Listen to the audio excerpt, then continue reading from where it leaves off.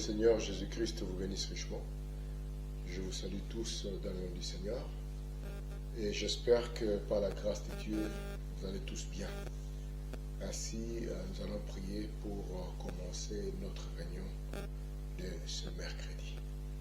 Bien-aimé Seigneur Jésus, nous te bénissons, nous te rendons grâce et nous élevons ton nom. Nous te sommes infiniment reconnaissants, ô Dieu, pour ton amour, pour tes bienfaits, pour ta grâce, ta miséricorde qui ne cesse de nous supporter et qui ne cesse de se déployer envers nous. Nous venons, Seigneur, élever ton nom, toi qui es l'époux de nos âmes, toi qui es le plus beau d'entre 10 000 pour nous, toi qui es tout pour nous, Seigneur. Ô Dieu bien-aimé, reçois, Seigneur, ô Dieu, notre reconnaissance, parce que tu as disposé nos cœurs à avoir la foi et à pouvoir encore vouloir nous rapprocher de toi. Père, ainsi, Père, nous venons encore à toi, parce que c'est toi qui as la parole, c'est toi qui es la parole, et c'est toi qui es la vie. Viens, Seigneur, briser le pain pour nous. Viens, Seigneur, ouvrir davantage notre intelligence. Viens, Seigneur, nous inspirer. Viens, Seigneur, ô Dieu, travailler avec notre cœur pour que nous puissions sortir, Seigneur, de la confusion du monde, de l'esclavage du péché et être dans la liberté de l'esprit.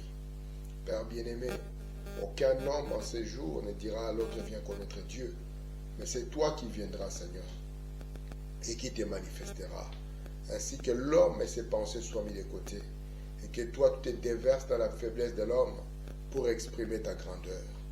Viens, Seigneur, car nous avons besoin de toi. Alors que ta parole ne peut pas venir simplement, ô Dieu, sous forme de lettres, laisse que la grâce qui l'accompagne, ô Père bien-aimé, le réma qui vient avec le logos, que cela puisse aller toucher tes enfants, apportant des solutions, apportant des surnaturels, apportant la délivrance, apportant la guérison et tout ce qui va avec, ô Dieu. Je t'abandonne ces instants humblement, te suppliant, ô Dieu, d'être de mon côté, te suppliant, ô Dieu, d'ouvrir l'entendement de chacun et de pouvoir dire la chose juste, Père, au travers des lèvres humaines et être écrit dans les cœurs humains afin que les résultats divins soient appliqués, qu'il puisse en être ainsi, ô Dieu, alors que nous t'abandonnons la lecture de l'Écriture et tout ce qui va suivre, au nom du Seigneur Jésus-Christ. Amen. Nous allons tourner nos Bibles aujourd'hui dans Exode au chapitre 3 et nous lirons à partir du verset 2. Nous allons ainsi nous concentrer sur la rencontre et l'entretien que notre frère Moïse a eu avec Dieu. Comme vous savez, le sujet que nous sommes en train d'aborder reste le même. Ça reste les 7 faiblesses. C'est les faiblesses de notre frère de Moïse. Et Moïse ici, nous le présentons non pas simplement comme le type du messager de l'Exode, mais comme Branham nous l'a permis, nous le présentons aussi comme le type de l'Église. Et en tant qu'Église, nous le présentons comme le type du croyant. Je prends dans Exode au chapitre 3, je suis au verset 2. L'ange de l'Éternel lui apparut dans une flamme de feu au milieu d'un buisson. Moïse regarda et voici le buisson était tout en feu. Et le buisson ne se consumait point. Moïse dit, je veux me détourner pour voir quelle est cette grande vision et pourquoi le buisson ne se consume plus. Point. L'Éternel vit qu'il s'est détourné pour voir, et Dieu l'appela du milieu du buisson, et dit, Moïse, Moïse. Il répondit, mais voici. Dieu dit, n'approche pas d'ici, ôte tes souliers de tes pieds, car les lieux sur lesquels tu te tiens est une terre sainte. Il ajouta, je suis le Dieu de ton père, le Dieu d'Abraham, le Dieu d'Isaac et le Dieu de Jacob, parce que nous croyons au Dieu de la famille. Moïse se cacha le visage, car il craignait de regarder Dieu. L'Éternel dit, j'ai vu la souffrance de mon peuple qui est à l'Égypte, et j'ai entendu les cris que lui font pousser ses oppresseurs, car je connais ses douleurs. Je suis descendu pour les délivrer de la main des Égyptiens, et pour le faire monter de ces pays dans un bon et vaste pays, dans un pays où coule le lait et le miel, dans les lieux qu'habitent les Cananéens, les Essiens 2, les Amoréens 3, les Phérésiens 4, les Éviens 5, les Jébusiens 6. Et voici les cris d'Israël sont venus jusqu'à moi, et j'ai vu l'oppression que leur font souffrir les Égyptiens. Maintenant va, je t'enverrai auprès de Pharaon, et tu feras sortir d'Égypte mon peuple, les enfants d'Israël. Et Moïse dit à Dieu, qui suis-je pour aller vers Pharaon et pour faire sortir d'Égypte les enfants d'Israël? Dieu dit, je serai avec toi, et ceci sera pour toi le signe que c'est moi qui t'envoie. Quand tu auras fait sortir d'Égypte le peuple, vous servirez Dieu sur cette montagne. Amen. Que Dieu ajoute des bénédictions à la lecture de la parole. Nous sommes en train de traiter un peu ces petits sujets que nous avons vus comme étant les 7 faiblesses de Moïse. Et la fois passée, nous avons essayé de parler de la nature humaine. D'abord, nous avons compris par la projection qu'il est Moïse qui était projeté dans l'Ancien Testament. Parce que les types, les paraboles et tout cela ont leur signification plus profonde au jour d'aujourd'hui. Parce qu'aujourd'hui, c'est les jours. Ouais, c'est les jours que tout le monde a attendu. C'est le futur qui a été attendu depuis toute la Bible. Et c'est ainsi que tout ce que nous avons comme parabole, tout ce que nous avons comme type et tout ce que nous avons comme représentation va trouver son accomplissement en ces jours-ci. Et lorsque nous revenons dans Exode chapitre 3, nous regardons d'abord dans l'ombre, parce que Frère Branham nous a dit aussi longtemps que nous sommes typologues, nous ne pouvons pas nous perdre. Nous regardons dans l'ombre pour pouvoir avoir l'idée de ce que sera la réalité. Je commence à lire Frère Branham tout doucement. Dans l'eau du rocher, prêché le 24 février 55, paragraphe 23, il dit: alors, quand les temps s'étaient approchés, Dieu a suscité Moïse pour accomplir l'œuvre que Dieu lui avait ordonné d'accomplir. Et Moïse est allé en Égypte, et par une main puissante, il a fait sortir les enfants de l'esclavage. Et nous avons compris que le but de Moïse, c'était qu'il puisse être capable de sortir le peuple de Dieu de l'esclavage. Et souvenez-vous, Frère Branham nous a montré que ce qu'était l'Égypte au temps de Moïse, c'est ce que le monde est aujourd'hui. Et Dieu a suscité une église. Dieu a suscité des croyants pour que de la même manière que Moïse apporta la délivrance, qu'il puisse y avoir des croyants, qu'il puisse y avoir une église qui soit capable aussi d'apporter la délivrance. Mais souvenez-vous, avant que Moïse n'apporte la délivrance, la première partie de sa vie était simplement l'instruction qu'il avait reçue, et de par sa mère, qui est l'Église, et de par la science et les capacités égyptiennes. Mais la finalité de tout cela, parce que la 40e année, qui est le temps de jugement, vous voyez, la 40e année a montré que tout cela ne peut tomber que sous la forme de l'échec. C'est ainsi que le Moïse qui a essayé d'apporter quelque chose, de par simplement l'enseignement qu'il avait reçu de l'Église, de par l'instruction, ce Moïse-là est tombé dans un échec total. Frère Branham continue ici. Dans sa présence du 9 septembre 62, paragraphe 67, il dit: quelqu'un qui a été dans sa présence. Donc si vous remarquez les 40 premières années de Moïse, il n'a jamais été dans la présence de Dieu. Il était dans la présence de sa mère lorsqu'il était enfant. Il était dans la présence de ceux-là qui connaissaient la science de l'Égypte. Et toutes ces années qu'il a dû passer, les 40 premières années de sa vie, ce n'était rien d'autre que l'instruction. Ceci, c'est pour dire quoi, mes frères? C'est pour dire que ce que l'Église nous enseigne, c'est bien.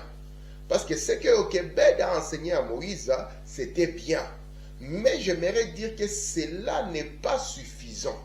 Ce qui a amené Moïse à entrer dans cette phase d'être capable d'apporter la liberté, c'est quand il est entré dans la présence de Dieu. Et Frère Branham nous dit ici, quelqu'un qui a été dans sa présence et qui, comme Moïse, peut descendre là et leur accorder la vraie délivrance. Nous sommes au jour de la véritable délivrance. Nous sommes au jour du véritable Christ. Nous sommes au jour du véritable. C'est pour cela que dans Apocalypse 3, vous voyez la dernière des attributions de Dieu, il se présente comme étant le témoin fidèle et le véritable. Et ici, Frère Branham nous parle de la véritable délivrance. Parce que la délivrance que Moïse a apportée n'était pas la vraie. Vous allez voir que beaucoup de gens qui sont sortis avec Moïse, l'Égypte était toujours dans leur cœur. Parce qu'ici, nous voulons faire quoi? Nous ne voulons pas simplement sortir quelqu'un du monde, mais nous voulons aussi après, comme quelqu'un qui est noyé, on ne le sort pas simplement de eau. Il faut aussi dans une deuxième étape sortir l'eau de lui. C'est ce que Dieu a fait premièrement avec Moïse. Parce qu'il faut que celui qui apporte la délivrance soit lui-même délivré. Il a sorti Moïse des eaux et après il a sorti l'Égypte de Moïse. Il lui a fallu 40 ans pour qu'il puisse sortir l'Égypte de Moïse. Et ici, Frère Branham nous parle de quelqu'un qui, comme Moïse, entre dans la présence de Dieu. Celui-là sera capable d'apporter, Frère Branham l'appelle la vraie délivrance. Non pas les amener à adhérer à l'Église. Souvent, nous avons confondu le fait d'adhérer à l'Église à la vraie délivrance. Souvenez-vous que le mot Église, ce sont les appelés à sortir. Et dans Exode, il y a eu des gens qui sont sortis. Mais souvenez-vous, ceux qui sont sortis, William Branham nous a dit que c'était une race mélangée. Il y avait beaucoup de ramassis parmi eux. En cela, ils ne pouvaient pas avoir une véritable délivrance. Et aujourd'hui, c'est limité à adhérer à une église n'est pas la vraie délivrance. Frère Branham dit, ou à serrer la main. Souvent, on serre la main d'un prédicateur. Ça signifie qu'on lui donne une main d'association. Mais cela ne suffit pas. À avoir un credo, mais à apporter la délivrance à leur âme. Un homme vraiment pieux. En ces jours, ce que Dieu attend de Moïse que toi et moi nous sommes, c'est à apporter une délivrance qui va toucher l'âme, à apporter une véritable délivrance. Parce que la vraie délivrance n'est pas la chair, la vraie délivrance n'est pas l'esprit, mais la vraie délivrance est dans l'âme. Parce qu'au travers de l'âme est la tour de contrôle qui pourra contrôler les émotions, qui pourra contrôler le reste de ce que l'homme est. Frère Branham continue ici. Dans la foi est une ferme d'assurance. Il dit ceci.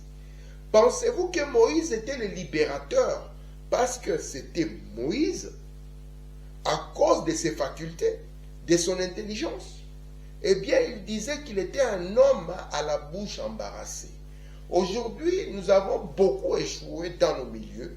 C'est parce que nous avons regardé peut-être le nombre de gens que nous avons, la réputation que nous avons, les idées que nous avons, l'influence que nous avons, et nous avons cru que cela était suffisant pour apporter la délivrance. C'était la même chose que Moïse avait eu.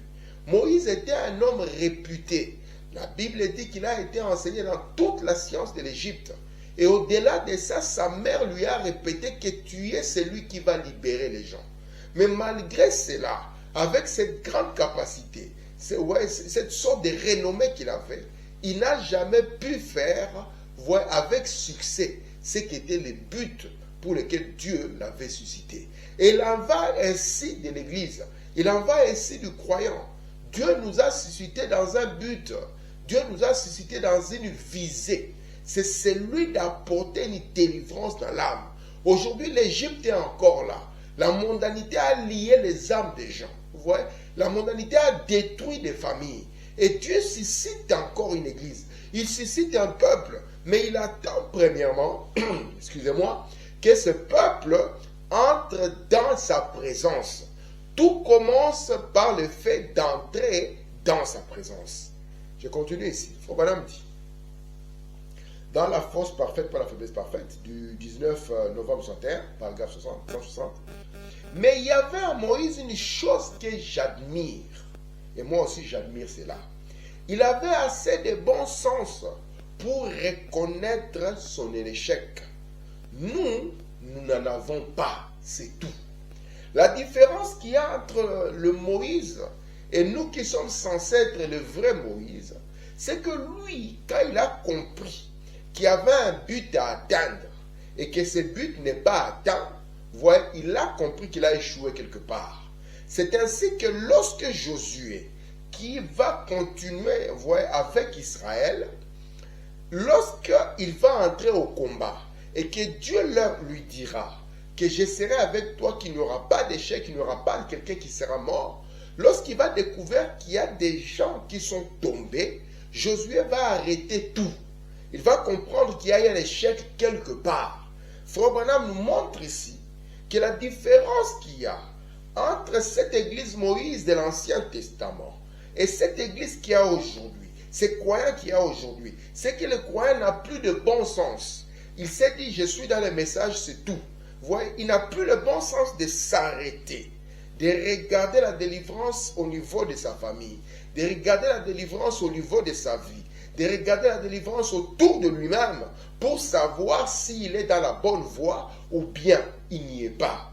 Mais Frère Branham dit ici, lui, il avait beaucoup de bon sens pour s'arrêter et reconnaître son échec. C'est quand on arrive dans ces points à commencer à reconnaître ses échecs, à comprendre les faiblesses, vous voyez, qui sont inhérentes les faiblesses qui sont inhérentes à la nature humaine. À partir de là, on peut commencer déjà à travailler avec Dieu. Regardez ce qu'il continue, il faut maintenant continuer à dire ici. Dans le paragraphe 61, toujours de la même brochure, la force parfaite, pas la faiblesse parfaite. Moïse s'est rendu compte. Il en savait alors assez. Dieu l'a amené dans le désert. Dans le désert, c'était la deuxième étape de la vie de Moïse. Parce que la vie de Moïse a trois parties. Vous voyez, nous pouvons avoir la première partie, nous pouvons y voir même la justification. Parce qu'il n'y avait rien pour pouvoir le choisir. Ce n'était pas par ses propres mérites. La deuxième étape, c'est une sanctification. Vous voyez, Dieu est en train de sortir tout ce que l'Égypte avait placé en lui. Et vous allez voir que même Paul avait la même chose.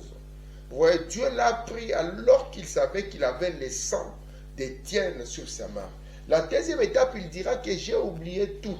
Vous voyez, j'ai vu cela comme ça. Vous voyez, il ne s'est pas basé par le fait que quand il était un jeune pharisien, il avait une grande réputation. Parce que lui-même, lorsqu'il décrit ce qu'il était auparavant, il dit, j'étais zélé plus que ceux de mon âge. Et Dieu a pris Moïse, il a fait traverser les sables sacrés du désert. Et peu sont ceux-là dans le message qui sont passés par les sables sacrés du désert, afin que Dieu puisse les vider de leur propre moi, de leur propre pensée. Vous voyez, du grand fait qu'ils ont une grande opinion de leur propre personne.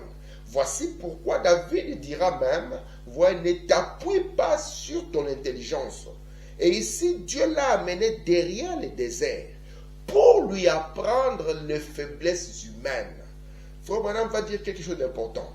Il l'a amené là pour lui apprendre ce qu'il en était de tout cela. Il a donc très bien appris. Oh là là, effectivement, il a eu une leçon. Dieu a dû passer un temps avec lui. Dieu lui a donné une femme qui avait un tempérament explosif. Et Moïse est devenu l'homme le plus patient. Dieu a travaillé sur lui. Vous voyez, dans cette phase du sable sacré du désert, où il devait le vider de tout ce qu'il avait comme capacité, de tout ce qu'il avait comme idée, de tout ce qu'il avait comme appui, afin que Dieu puisse enfin se déverser en lui au travers de ses faiblesses. Regardez ce que Frère Branham me dit. Chaque fois que vous échouez et que vous vous rendez compte que vous avez échoué, revenez donc et humiliez-vous. Vous savez, la première des choses, la première des faiblesses de Moïse, c'est qu'il va dire à Dieu, c'est ce que nous allons voir dans les semaines, ou je crois que si j'y arrive aujourd'hui, c'est ce que nous verrons, la première faiblesse. Ouais, la première faiblesse de Moïse, c'est qu'il va commencer à dire, je n'ai pas de message. Parce qu'un message ne vient pas seul. Un message est accompagné d'une autorité. Un message n'est pas simplement une lettre, mais un message a une puissance derrière. C'est pour ça que nous croyons au signe et à la voix du signe. Le prophète Branham n'est pas venu simplement avec un signe, mais il est venu aussi avec la voix d'un signe. Ce qui faisait que son message avait une autorité. Vous allez voir que Moïse ici va comprendre qu'il n'a pas de message parce qu'il n'a pas d'autorité derrière. Un jour, on lui a posé la question, qui t'a établi juge? Vous voyez, c'est comme s'il semblait qu'il n'y avait pas d'autorité, même si Dieu n'a pas aimé cela. Mais Moïse ici va apprendre. Il faut vraiment dire, chaque fois que vous échouez, dans les 5 identifications de la véritable Église, il faut vraiment dire le message de cette Église, la repentance. Chaque fois que vous échouez et que vous vous rendez compte que vous avez échoué, revenez donc et humiliez-vous. Vous avez échoué peut-être dans votre approche familiale. Vous avez échoué peut-être dans votre approche ecclésiastique. Vous avez échoué même dans votre vie, même comme croyant. Frère Branham dit, si vous constatez cela, vous devez revenir. Parce qu'on ne peut retrouver Jésus que là où on l'a abandonné. Peu importe la distance qu'on aura parcourue, il faudra d'abord revenir là où on l'a laissé. Et souvent nous le laissons à la fête de la Pentecôte, comme cela nous a été enseigné. Remarquez, Frère Branham me dit, devenez faible, ne persistez pas, ne soyez pas rigide, devenez faible, comprenez que vous êtes humain. J'aime beaucoup cette partie. La première des choses, vous devez comprendre que vous êtes humain. Vous devez comprendre que votre frère est humain. Vous devez comprendre que votre soeur est humaine, que votre femme est humaine, que vos enfants sont des humains et que la faiblesse est attachée à la nature des hommes et que l'homme est un chaos pour commencer. Vous ne pouvez pas lui faire confiance parce qu'il présente bien, qu'il parle bien ou qu'il a des capacités intellectuelles. Non. Frère Branham dit, et aucune de vos facultés ne pourra faire. Voilà. Les faiblesses humaines ne seront jamais utilisées par Dieu. Dieu se déverse en vous par les faiblesses humaines, puis il s'utilise lui-même. C'est quand Moïse a constaté. Le Moïse de 40 ans, c'était un homme fier. C'était un homme capable de dire que je vais m'en sortir. Je vais établir un programme. Il y avait beaucoup de jeux. Vous voyez, en lui. Il avait encore l'ego qui était très, très, très élevé. Vous voyez. Alors ici, le Moïse d'après, qui a connu cette deuxième phase, vous voyez, de la sanctification. Il a traversé les sables sacrés du désert, vous voyez, où il a été vidé des concepts de l'Égypte. Ou parce que la première sortie, c'était, il avait sorti de l'Égypte, mais les eaux égyptiennes étaient encore à lui. Il fallait que Dieu sorte les coutumes, il fallait que Dieu sorte les pensées, il fallait que Dieu sorte les habitudes, les esprits ecclésiastiques, pour qu'après, il puisse se déverser lui-même dans cette troisième phase, qu'il se déverse lui-même par le Saint-Esprit, et qu'il soit capable maintenant de pouvoir travailler. C'est pour cela qu'il nous dit, lorsque vous constatez que vous avez échoué, revenez, répandez-vous. C'est là où nous commençons. Souvenez-vous, quand je vous avais parlé de la porte de l'Est, je vous ai dit la porte de l'Est, c'est la porte de la mort en soi. La première des choses que vous devez comprendre, c'est que vous êtes un humain. Et étant un humain, c'est que vous êtes un échec. Et vous devez revenir à la porte de l'Est. Et cette porte de l'Est, il y avait quoi? Il y avait un autel, l'autel des sacrifices.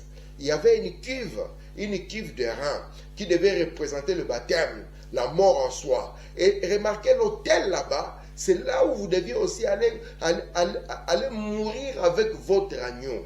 Parce que vous deviez commencer la marche qui allait établir en vous le message de Dieu, l'autorité de Dieu. Amen. Je prends les paragraphes 167 toujours dans la force parfaite. Moïse, il a appris. Il a vraiment bien appris au sujet des faiblesses humaines. Il a tellement bien appris. Quand Dieu l'a appelé, il avait cette faiblesse qu'il a brandie pour refuser de répondre à l'appel de Dieu. Avez-vous déjà étudié dans la première partie de l'Exode de cette faiblesse? Je les ai ici par écrit. Je veux que vous les écoutiez. Sa première faiblesse, c'est un manque de message.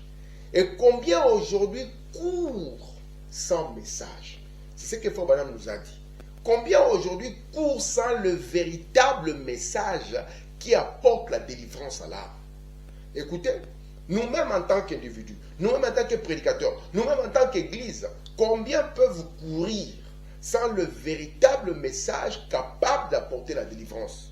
Écoutez, c'était un manque de message, la première faiblesse. Sa deuxième faiblesse, c'était un manque d'autorité. Parce que déclarer une chose est un fait, mais avoir l'autorité derrière ce que vous avez déclaré, c'est autre chose.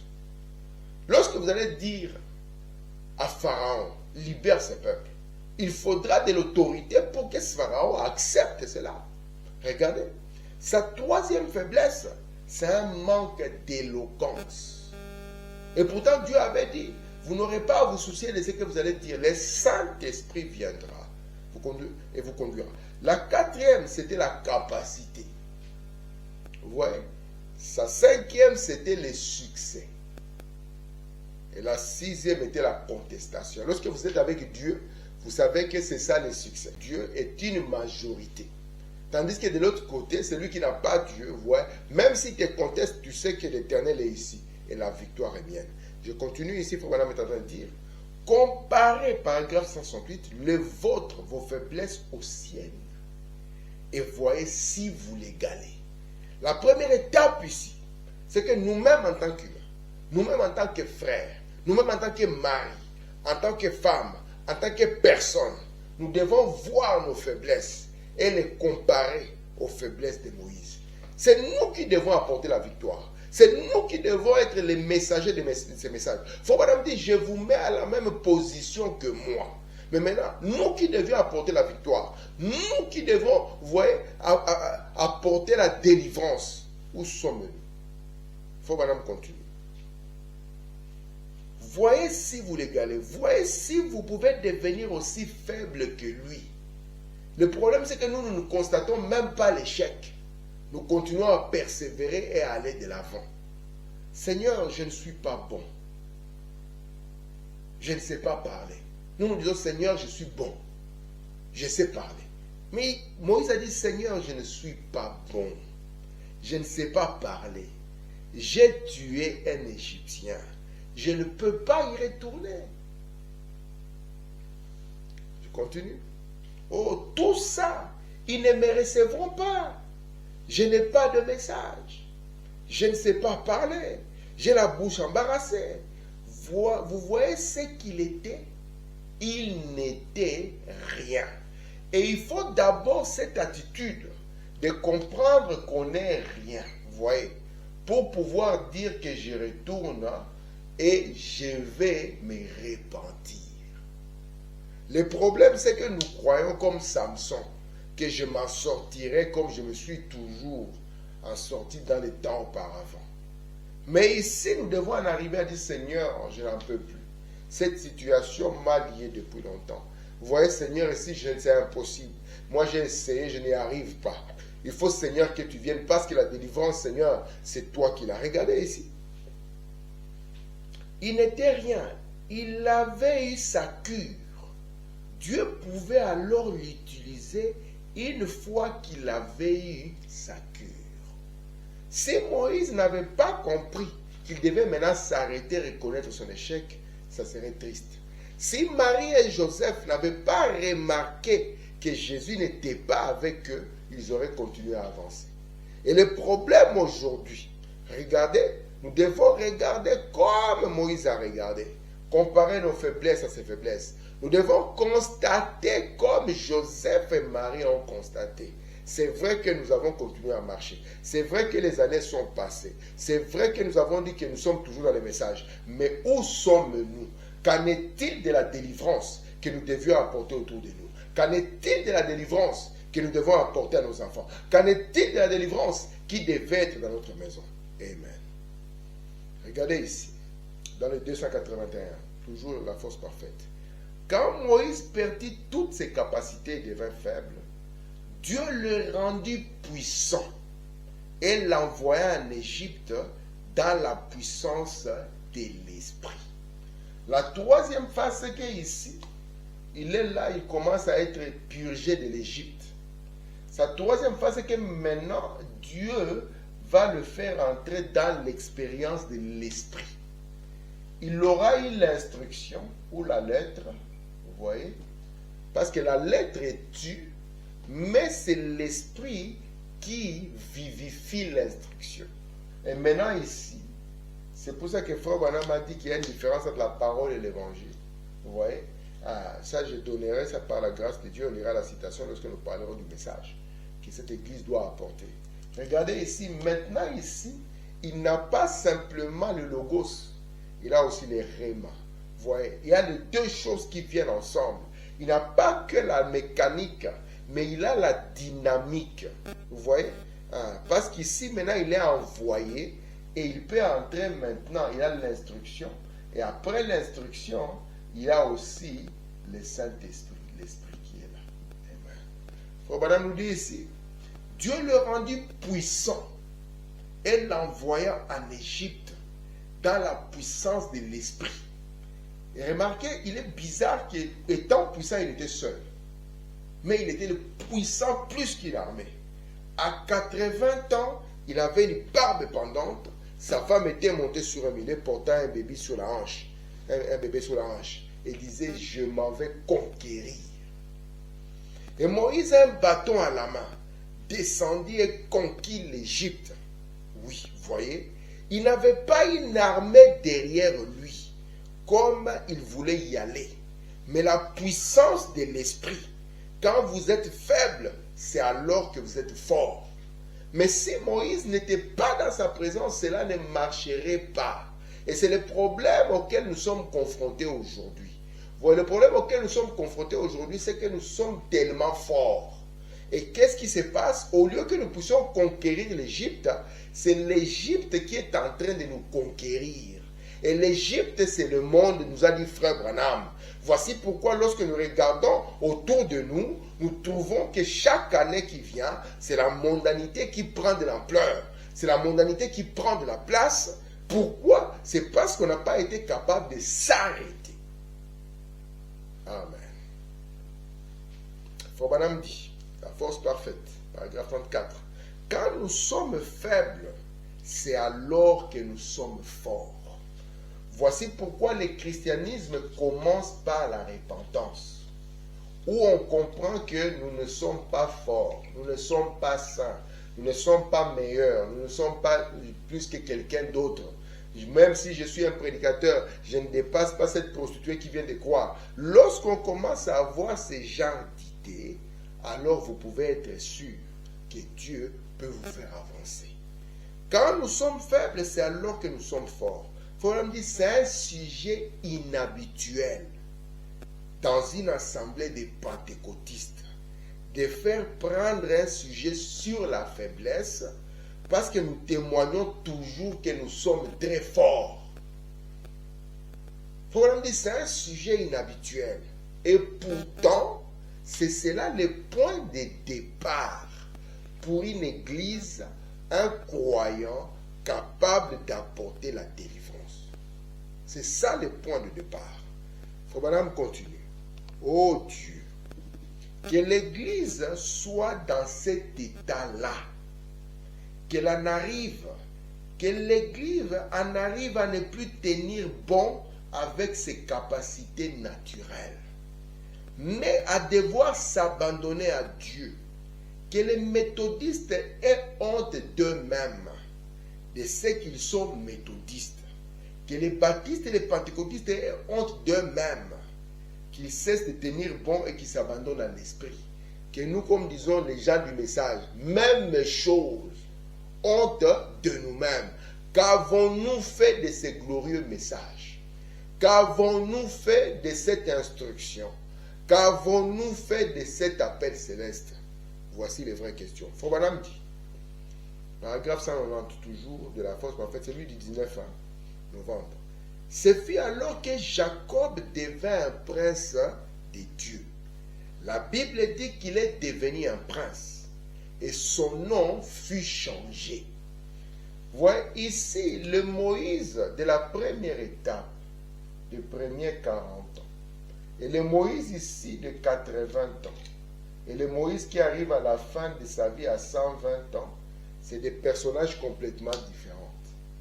Jacob, dans cette première partie, c'était un vrai escroc.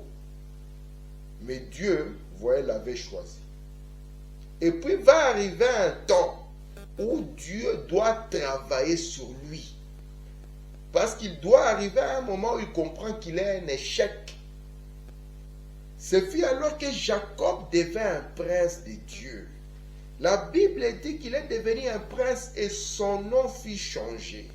Souvenez-vous, de ce côté-ci, c'était un homme très fort, très puissant sur le plan intellectuel. Mais de l'autre côté, c'était un prince boiteux, faible, épuisé. Mais il avait de la puissance devant Dieu. De ce côté-ci, ouais, nous sommes ici. De ce côté-ci, nous avons un Moïse qui était imbu de lui-même, qui pensait que sans lui, vous voyez, les choses ne peuvent pas marcher. Mais de ce côté-ci, on avait trouvé un homme de 80 ans, ouais, avec une barbe pendante. Si vous le voyez comme ça, de manière visuelle, vous allez penser qu'il est faible. Mais il était plus fort que toute l'armée de l'Égypte.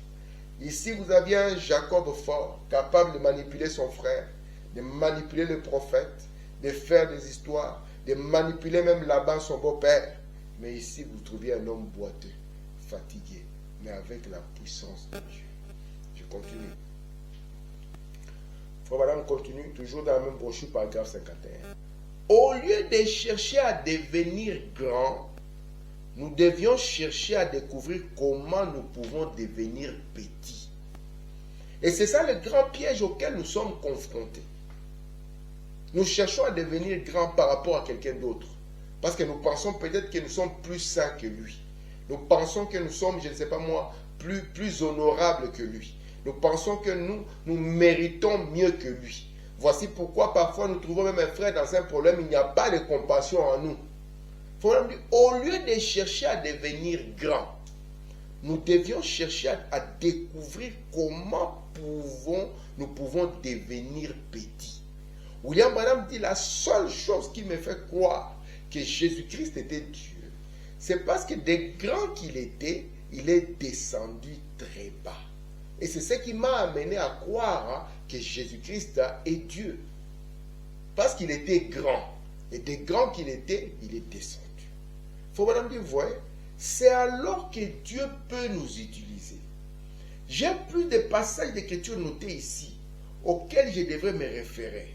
Je n'aurai pour avoir mal de temps. Mais nous sommes, il continue, dans Émilie 3, du 14 juillet 63, paragraphe 36.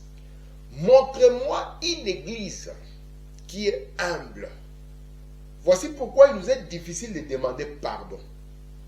Voici pourquoi il nous est difficile de revenir et dire que là j'ai échoué. Voici pourquoi il nous est de revenir et de trouver Jésus là où nous l'avons laissé. Faut madame dit ici, Militois, du 14 juillet 63, paragraphe 36. Montrez-moi une église qui est humble. Vraiment humble. Pas une église arrogante. Simplement une église humble et douce. Et je vous montrerai une église qui a en elle la puissance de Dieu et qui jouit de sa faveur. C'est vrai. C'est qu'il faut l'humilité, nous humilier devant Dieu et laisser simplement Dieu travailler au travers de nous. C'est ce que le frère Moïse a fait.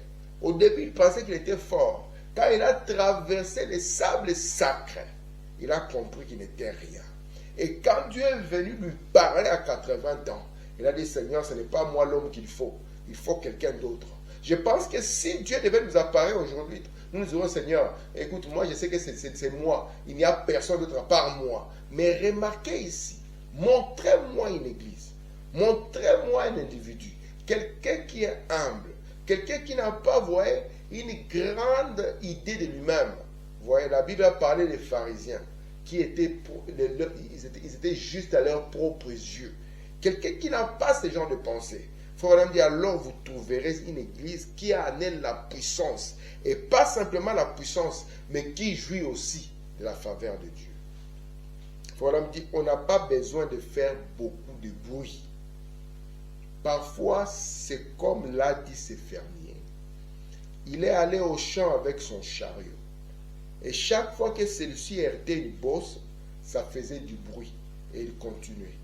Mais à son retour, il heurtait la même bosse et le chariot ne faisait pas de bruit, car il était chargé de bonnes choses. Je me souviens lorsque j'étais à l'école, le prof avait l'habitude de dire ce sont les tonneaux vides qui font beaucoup de bruit. Parce que ce qui est rempli ne fait pas beaucoup de bruit. La force parfaite, toujours celui du 19, paragraphe 184. Après que Moïse a reçu sa cure, Dieu a pu l'utiliser. Il avait eu sa cure. Il était alors débarrassé des capacités humaines. Même le message, la manière de l'aborder. Nous voulons venir avec les capacités humaines. Nous voulons venir avec les vieilles mêmes méthodes, les vieilles pensées, voyez, de sorte que Dieu a difficile d'avoir une voie de travail avec nous. Frère Branham continue. Il n'avait alors rien sur quoi compter, parce qu'il était alors prêt pour les services. Quand nous avons encore des appuis humains sur lesquels nous comptons, ça signifie que nous ne sommes pas prêts pour les services.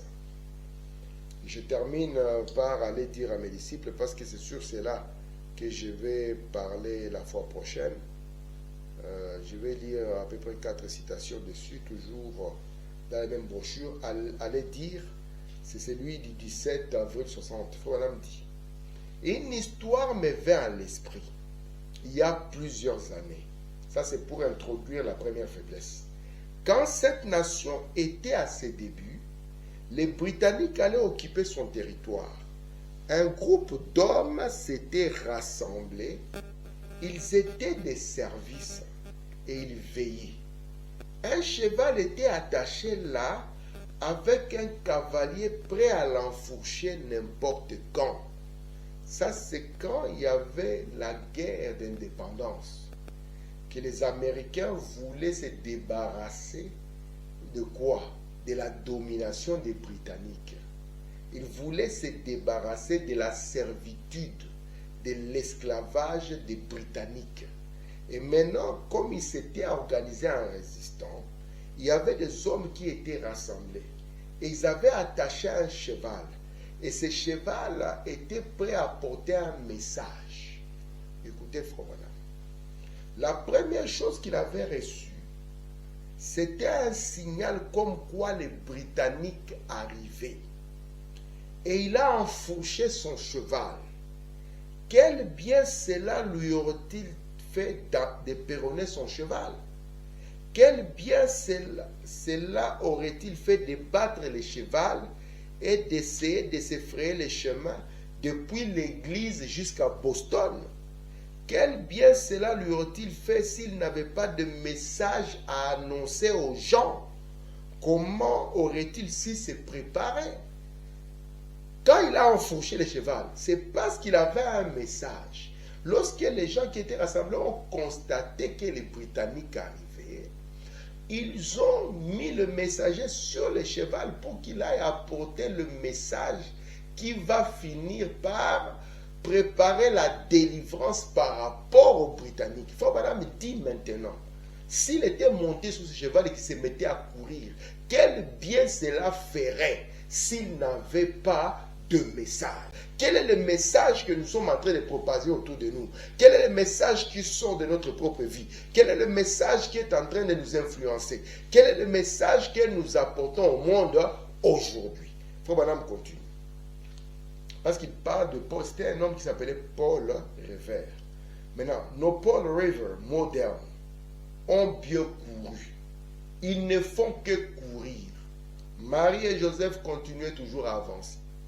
Il n'y a pas de message. Voici l'heure. La crise bat son plein. C'est quelque chose de visuel. Tout le monde voit cela. Non pas chez les dénominationnels. Parlons de nos propres milieux. Une crise qui bat son plein. Frère Branham dit, le monde est à la fin. Les églises ont atteint leur apogée. Les nations ont atteint leur apogée.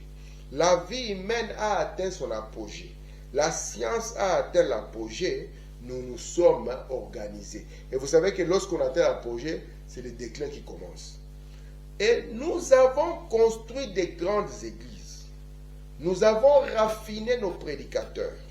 Et physiquement, nous les avons mis ensemble pour qu'ils apprennent à utiliser leurs verbes et leurs adverbes et leurs sons. Et toutes leurs voyelles. Et tout correctement. De la psychologie pour aborder les gens. Mais ce n'est pas ce que Jésus avait dit. Donc aujourd'hui, à quoi ça nous servirait de dire qu'on est dans le message? Mais quel est le message en réalité? Quel est notre message, nous, en tant que Moïse? Quel est notre message, nous, en tant qu'Église? Parce que beaucoup de gens ont couru. Ils ont couru avec le nom de Jésus sur les lèvres. Ils ont couru avec le nom de message sur les lèvres.